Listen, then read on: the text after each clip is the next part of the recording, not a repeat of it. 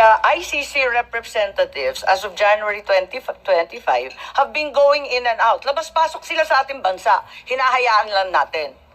Hindi ko po alam yung pagpasok at paglabas nila. Meron po Wala akong kaalaman sa pagpasok at paglabas.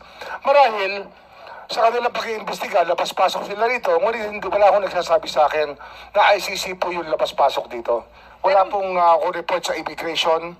Wala po ako report sa ating Kayo po nagsabi, kaya ako naalaman na may ICC representatives na labas-pasok dito sa ating bansa na hindi tayo umaalma, hindi tayo nagre-reklamo.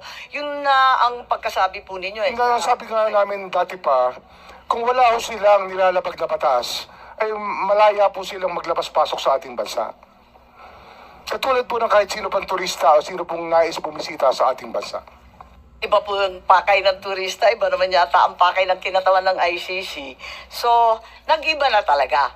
Sa bandang January ng 2025, hinayaan na natin sila na lumabas-pasok dito sa ating bansa. Ganun po ba?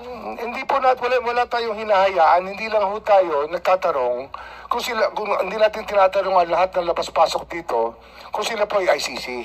Pero kasi nga, sa dami po ng labas-pasok sa atin, hindi po natin tinatanong. So hanggang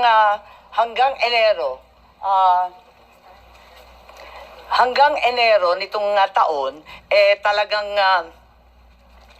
maliwanag na labas-pasok na yung mga ICC. Ano? Hindi ko po alam eh. Wala po akong personal knowledge. I can only speak from personal knowledge. Narito kasi sa Philippine Star at sinabi na I know that as anecdotally from people I know from the human rights community, they've been in contact here. May mga nagkikwento po na may kausap silang ICC. So alam po ninyo.